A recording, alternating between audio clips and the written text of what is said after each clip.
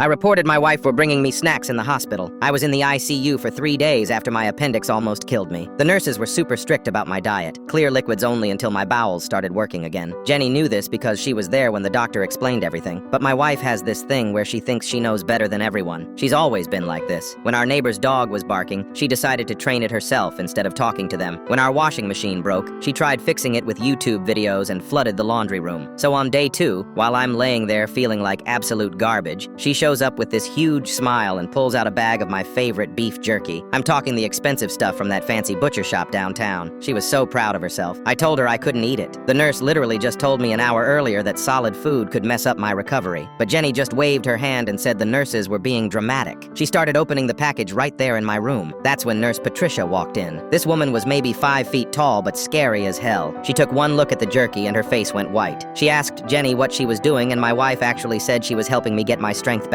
Patricia explained again why I couldn't have solid food, something about my intestines needing to heal properly. Jenny rolled her eyes and said she'd read online that protein helps with recovery. She literally argued with a medical professional about my treatment. The nurse left and came back with security. They made Jenny throw away the jerky and told her she couldn't bring food anymore. But instead of learning her lesson, she got sneaky about it. The next morning, she showed up early before the nurses made their rounds. She pulled out a breakfast sandwich from her purse like we were doing some drug deal. When I refused to eat it, she got mad and said I was being ungrateful. She actually tried to unwrap it and put it on my bedside table. That's when I hit the call button. Patricia came in and saw the sandwich. The look on her face was terrifying. She called my doctor immediately. Dr. Kim came in looking exhausted and explained one more time why I couldn't eat solid food. He said if I ate that sandwich, I could end up back in surgery. Jenny actually had the nerve to ask if he was sure because she'd Googled it and found conflicting information. The doctor looked at me and asked if my wife was going to keep bringing food. I looked at Jenny, who was already planning her next snack smuggling mission, and said yes. So he had security escort her out and flagged her in the system as someone who couldn't visit without supervision. Jenny called me crying from the parking lot, saying I'd embarrassed her in front of strangers. She kept asking why I didn't just trust her to help me feel better. I had to explain that sometimes helping means listening to the people who actually know what they're doing. She didn't visit for the rest of my stay. My brother came instead and brought me magazines and puzzles instead of contraband food. When I finally got home 4 days later, Jenny was still mad that I'd chosen the hospital over her.